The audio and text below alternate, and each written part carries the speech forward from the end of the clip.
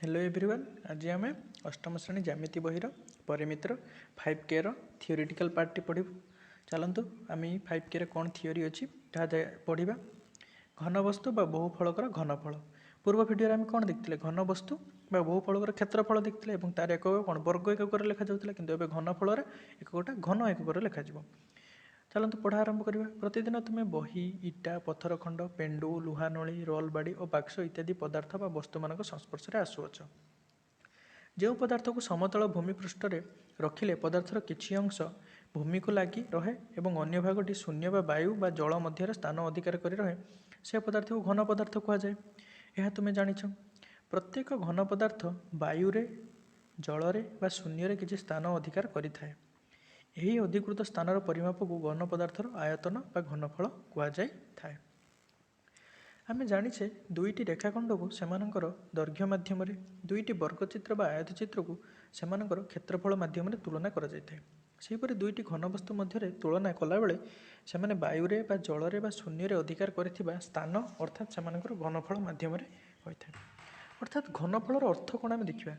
जदि समस्ते गोटे भावतु गोटे इटा अच्छी तो यही भाव में गोटे इटा भावतु चित्रटी भलसे होना तो गोटे भावतु एमती इटाटे अच्छी तो से इटार जो चारिपार्श्व जो गोटे भूमि लगे पार्श्वटे थी और गोटे पृष्ठटी ऊपर को थी और चारिपाटे चारिटी पार्श्व थी तो से जो प्रत्येक पार्श्व रहा जोटा भूमि को लगी रहा जोटा ऊपर पार्श्व सभा ऊपर रहा और चारिपार्श्व जो चार्टा रहा तो से प्रत्येक पृष्ठर क्षेत्रफल को कौन कहला पार्श्व पृष्ठतल कहला।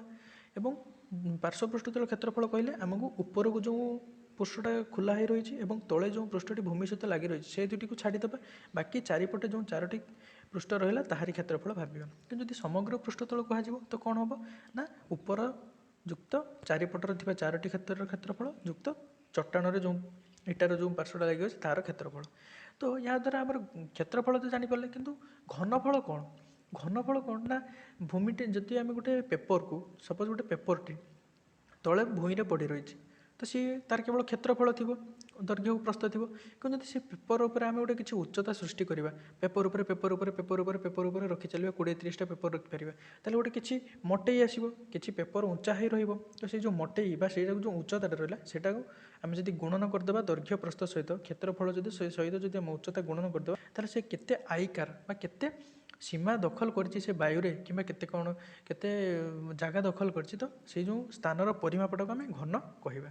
तो इटाटा जदि आम गोटे इटाटा को नहीं पानी भितर फिंग देले जे केते पानी बाहर को आसला सेटा से इटार घनफल सागर सामान रहिबो तो से पानी भितर केते घन जिनिस से इटा अधिकार करछि तो सेटा जानिया पे आम घनफल ताकू कहा जाउछि। घनफलर डेफिनेसन कौन कौन घन वस्तु वायु जल अथवा शून्य अधिकार कर स्थानर परिमाप को उक्त वस्तुर घनफल बा आयतन कहुए। इंग्लिश रे कौन अच्छे ना amount of space occupied by the solid is called volume. घनफलर एकक यूनिट्स ऑफ वॉल्यूम। आम जानू जे गोटे वर्गक्षेत्र क्षेत्रफलर माप सूचित करने जपरी वर्ग एकक व्यवहार कराए सेपरी एक घन वस्तुर आयतन बा घनफलर माप को सूचित करने घन एकक व्यवहार कराए। गोटे क्षेत्रर क्षेत्रफल निर्णय करने जपरी आमको उक्त क्षेत्र को एक एकक बाहु विशिष्ट केतेक वर्गक्षेत्र विभक्त कर ठीक से कौन घन पदार्थर घनफल निर्णय करने आम ताकू एक एकक बाहु विशिष्ट समघन विभक्त करने आवश्यक अटे। एक घन सेंटीमीटर कहले आम बुझा जे 1 सेमी दीर्घ बाहु विशिष्ट एक समघन द्वारा अधिकृत स्थान सेपरि एक घन मीटर कहले 1 मीटर दीर्घ बाहु विशिष्ट एक समघन द्वारा अधिकृत स्थान को बुझाई थाए। घनफलर एकक कौन ना 1000 घन मिलीलिटर से समान 1 घन सेंटीमीटर ना केमिति हैला ना जदि आम 1 सेंटीमीटर समान 1 cm समान केते लिखिपर 10 mm जदि 1 cm रो क्यू हो गला ताने एठी कौन हम 10 गुणन 10 गुणन 10 गुणन 10 मिलीमीटर है तो केते 1000 घन मिलीमीटर कि ना तो सही भाव में प्रकाश पाई तो यहाँ गोटे किसी घुषा दरकार नहीं कौन करा दरकार नहीं सीधा सड़क यहाँ सूत्र में लिखाई कौन ना 1 घन सेंटीमीटर लिखाई 1 घन सेंटीमीटर अर्थ कौन 1 सेंटीमीटर गुणन 1 सेंटीमीटर गुणन 1 सेंटीमीटर तो 1 सेंटीमीटर समान केते मिलीमीटर ना 10 मिलीमीटर गुणन 10 मिलीमीटर गुणन 10 मिलीमीटर ताले केते हो गला हमर 1000 घन मिलीलीटर हो गला। तो कथाटा बुझी पारछंदी। तो सेहीपरि कथाटी 1 घन सेंटीमीटर समान 1000 घन मिलीलीटर केटु आसला जानि पारले। ठीक सेहीपरि भाबरे 1000 घन सेंटीमीटर समान 1 घन डेसीमीटर। ठीक सेहीपरि आपण 1 घन डेसीमीटर को भागिबे 1 डेसीमीटर गुणन 1 डेसीमीटर गुणन 1 डेसीमीटर 1 डेसीमीटर समान केते 10 घन सेंटीमीटर सॉरी 10 सेंटीमीटर 10 सेंटीमीटर गुणन 10 सेंटीमीटर गुणन 10 सेंटीमीटर 1000 घन सेंटीमीटर हो गला। तो एहीपरि भाबरे आपण ए समस्त रूपांतरण को बुझी पारिबे। तो केवल गोटे जिनस मन रखियो कोन ना मिली सेमी डेसी मीटर एका हेक्टर किलो बा किमी। तो यही जो आपण धाराटा को मन रखिए ताद्वारा आपण यही जो वर्गर कन्वर्सनटा को सहजरे मन रखी पारिबे। आम एठारे केवल वर्गक्षेत्र बा आयतक्षेत्र भूमि विशिष्ट प्रिजिम अर्थात समघन और आयतघनर घनफल स्थिर कर सूत्र गुड़िक आलोचना करवा। आयतघन और समघनर घनफल। आयतघनर घनफल कौन रहा volume of a cuboid and a cube. आयतघन को कौन कहुच्छी क्यूबॉइड। आयतघन को कौन कहगला क्यूबॉइड कहगला एवं समघन को कहगला क्यूब कहगला। तो यहाँ आपण ऊपर श्रेणी को इंग्रेजी जदि व्यवहार शिखिथे तो सेटा आपको बहुत साहाय्य हो। चलते आयतघनर घनफल देखिए। पार्श्वस्थ चित्र को देख। यह एक आयतघनर चित्र जार दैर्घ्य प्रस्थ एवं उच्चता यथाक्रमे 5 सेंटीमीटर 3 सेंटीमीटर और 4 सेंटीमीटर अटे। देखिपार तो ये कौन था ना दैर्घ्य हूँ 5 सेंटीमीटर प्रस्थ हूँ केते 3 सेंटीमीटर एवं उच्चता के 4 सेंटीमीटर। उक्त आयतघन को 1 सेमी दैर्घ्य विशिष्ट केते गुड़े समघन परिणत कर आयतघनटी समुदाय 60टी 1 सेमी दैर्घ्य बाहु विशिष्ट समघन परिणत होगला। तो यहाँ देखो ये जो 1 सेंटीमीटर विशिष्ट समघन परिणत कले ये 60टी समघन होगला। आम जाने 1 सेमी दीर्घ बाहु विशिष्ट समघनर घनफल 1 घन सेमी कारण बाहु गुणन बाहु हूँ समघनर घनफल। तो 1 सेमी गुणन 1 सेमी गुणन 1 सेमी समान कौन 1 घन सेमी होगला। दत्त आयतघनर घनफल कौन हम ना 60टी यही भाव में 1 सेमी दैर्घ्य विशिष्ट समघन पाइचे। तो से तार जदि गोटे समघनर घनफल 1 घन सेंटीमीटर हुए 60टी समुदाय घन समघन केते तार क्षेत्रफलटा आयतन केते हो 60 घन सेंटीमीटर। तो 60 घन सेंटीमीटर आम केमती पाइबा ना जदि आम दैर्घ्य प्रस्थ उच्चता करदे दैर्घ्य प्रस्थ उच्चता करदे 5 × 20 30 60 घन सेंटीमीटर होगला। तो ये कौन स्पष्ट है आयतघनर घनफल हूँ दैर्घ्य गुणन प्रस्थ गुणन उच्चता अथवा भूमिर क्षेत्रफल इंटू उच्चता। तुमपाई काम समान दैर्घ्य विशिष्ट 36टी समघन निय विभिन्न उपाय यही समान घनफल विशिष्ट समघन गुड़ी को सजाई रख। भिन्न उपाय गुड़ी को निम्न सारणी दि जाए। आयतघन दैर्घ्य देला 12 प्रस्थ देला 3 उच्चता देला 1 ताने तार आयतन केते हम दैर्घ्य गुणन प्रस्थ गुणन उच्चता तेणु 12 गुणन 3 गुणन 1 समान 36 घन एकक। तार पुणी दिखाई कौन ना दैर्घ्य के दिखाई 6 प्रस्थ के दिखाई 3 उच्चता के दिखाई 2 ताले ये कौन कराला ना से उच्चता 1 थिला एबे उच्चता को 2 गुण कर दिया 2 कर दिगला 36 18 दुणे केते हला 36 घन एकक। तापरे पुनश्च दैर्घ्य केते रहला 9 प्रस्थ केते रहला 1 एवं उच्चता केते रहला 4 पुनश्च केते हबो 9 गुणन 1 गुणन 4 केते से 36 वर्ग एकक। पुनश्च गोटे कौन कराला ना होची दैर्घ्य केते दिगला 6 प्रस्थ केते दिगला 6 उच्चता केते हे गला 1 एबे घनफल केते हो 6 गुणन 6 गुणन 1 ताने केते हेसला पुनश्च से 36 वर्ग घन एकक। तो यही भाव में आमर समघनर घनफल सूत्र कौन रहा बाहु गुणन बाहु जदि बाहुर दैर्घ्य ए हुए ताने ए क्यू घन एकक। सेपरि जदि आयतघनर आयतन बाहर करने कहगला ताने कौन आसो ना दैर्घ्य गुणन प्रस्थ गुणन उच्चता घन एकक बा भूमिर क्षेत्रफल इंटू उच्चता वर्ग एकक। एथिरु कौन बुझल जेहेतु प्रत्येक आयतघन 36टी समघन को नहीं तैयारी होइछि तेणु प्रत्येक आयतघनर घनफल 36 घन एकक हेबो। एथिरु स्पष्ट है जे प्रत्येक क्षेत्र में आयतघनर घनफल दैर्घ्य गुणन प्रस्थ गुणन उच्चता एवं आयतघनर घनफल भूमिर क्षेत्रफल इंटू उच्चता कहुई पार। कारण आम आगे पढ़ी कौन आयतक्षेत्र क्षेत्रफल सूत्र कौन दैर्घ्य गुणन प्रस्थ यदि आयतघनर घनफल आसुच्छी कौन कर उच्चता केवल एक्सट्रा गुणन कर। तो से जो दैर्घ्य गुणन प्रस्थ को आम कौन रिप्लेस करदे भूमिर क्षेत्रफल रिप्लेस करदे और ता सैड्रे उच्चता गुणन कले। चित्र में दि जाए आयतघन गुड़िकर घनफल स्थिर कर। अच्छा यहाँ गोटे आयतघन भाई लगुच दैर्घ्य 8 प्रस्थ 3 उच्चता 2 ताहले 8 3 24 दुणे 48 घन एकक घन सेंटीमीटर घन एकक मैंने ये घन सेंटीमीटर हो। तो ये चित्रटा देखा ना कौन एटार हूँ दैर्घ्य 10 सेंटीमीटर प्रस्थ 5 सेंटीमीटर उच्चता 3 सेंटीमीटर ताहले घन कौन कथा हम 10 × 5 = 75 150 घन सेंटीमीटर। बुझिपारे कथाटी एमती है। चलते समघनर घनफल पढ़ा आरंभ करवा। समघन ହେଉଛି ଏକ ଆୟତଘନ ଯାହାର ଦୈର୍ଘ୍ୟ ପ୍ରସ୍ଥ ଏବଂ ଉଚ୍ଚତା ସମାନ ଅଥବା ଯେଉଁ ଆୟତଘନର ସମସ୍ତ ପାର୍ଶ୍ୱ ସମକ୍ଷେତ୍ରଫଳ ବିଶିଷ୍ଟ ଗୋଟିଏ ଗୋଟିଏ ବର୍ଗଚିତ୍ର ତାହା ସମଘନ ଅଟେ। ଆମେ ଜାଣିଛେ ଆୟତଘନର ଘନଫଳ ସୂତ୍ର କ'ଣ ରହିଲା ନା ଦୈର୍ଘ୍ୟ ଗୁଣନ ପ୍ରସ୍ଥ ଗୁଣନ ଉଚ୍ଚତା।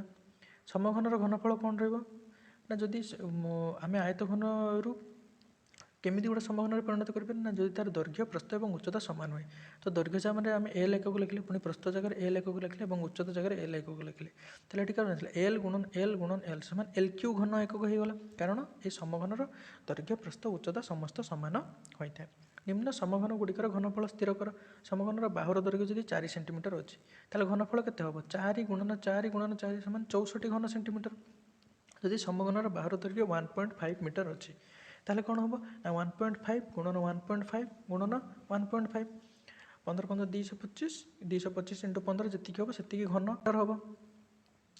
ତ ଏଇଟା ଆଉ ଗୋଟେ କାମ କରିପାରିବେ ଯେ 3/2 × 3/2 × 3/2 ତାହେଲେ 3 × 9 = 27/8 ଘନ ଏକକ ଘନ ମିଟର ମଧ୍ୟ ଆପଣ କରିପାରିବେ।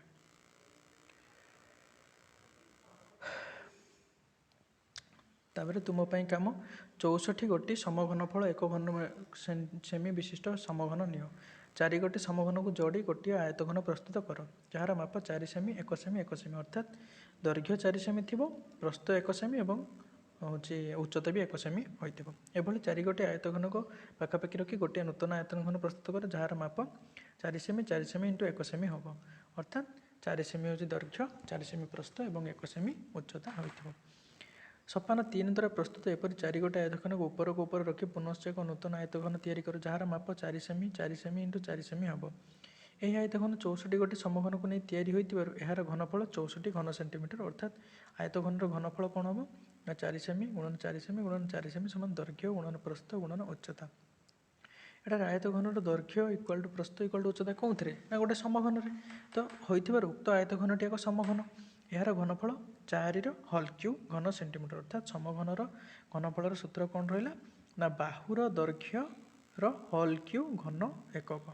ଏଇଟା ହେଲା ଫାଇନାଲ ସୂତ୍ର। ଆୟତଘନର ଘନଫଳ ସୂତ୍ର ହେଲା ଭୂମିର କ୍ଷେତ୍ରଫଳ ଗୁଣନ ଉଚ୍ଚତା ବା ଦୈର୍ଘ୍ୟ ଗୁଣନ ପ୍ରସ୍ଥ ଗୁଣନ ଉଚ୍ଚତା ଏବଂ ସମଘନର ଘନଫଳ ସୂତ୍ର କ'ଣ ରହିଲା ନା ବାହୁର ଦୈର୍ଘ୍ୟର ହେଉଛି କ୍ୟୁ ଘନ ଏକକ। ଉଦାହରଣ ଦେଖିବା।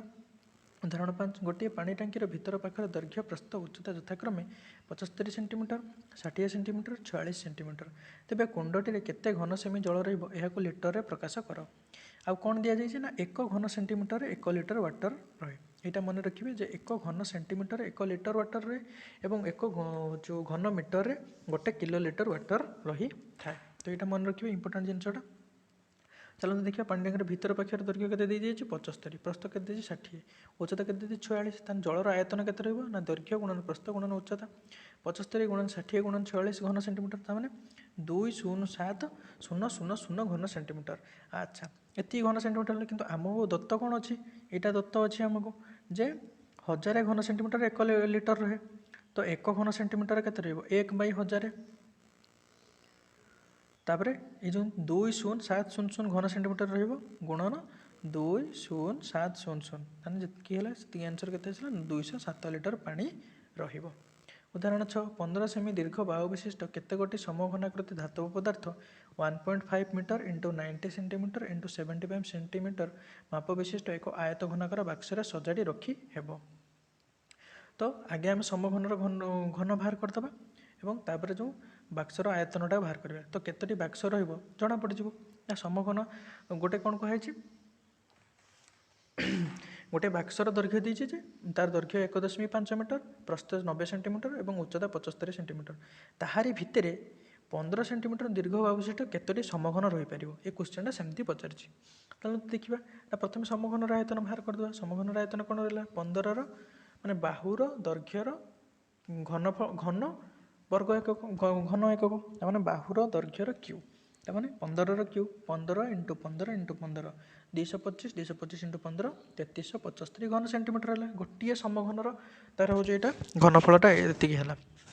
तो सी आमको कौन कही आम से भाई केतोटी समघन बाक्स भितर रही तो आम बाक्सर आयतन बाहर करदे बाक्सर आयतन कौन रहा 1.5 मीटर अच्छी ये सेंटीमीटर ना मीटर अच्छी दैर्घ्य गुणन प्रस्थ हूँ 90 सेंटीमीटर उच्चता हूँ 75 सेंटीमीटर 1.5 मीटर को सेमी कन्वर्ट करदे तो 150 सेंटीमीटर होगा तो 150 गुणन 90 गुणन 75 से सामान 101 2500 अर्थात 1,10,000 अयुक्त लक्ष 10,12,500 घन सेंटीमीटर होगा तो यहाँ हूँ बाक्सर आयतन प्रति समघनर आयतन केते अच्छी 3,375 तो केतोटी समघन रहीपर ना 10,12,500 हरण 3,375 समान 300 अर्थात निर्णय समघन संख्या कौन रहा 300 रहा या जब आप माने गुणफल बाहर नक करेंगे केमती ना उपरे बाक्सर आयतन लिखिदेवे हरण गोटे समघन आयतन से समान मोट समघन संख्या तो यही भिडियो आम एतिक बाट जाए पढ़ू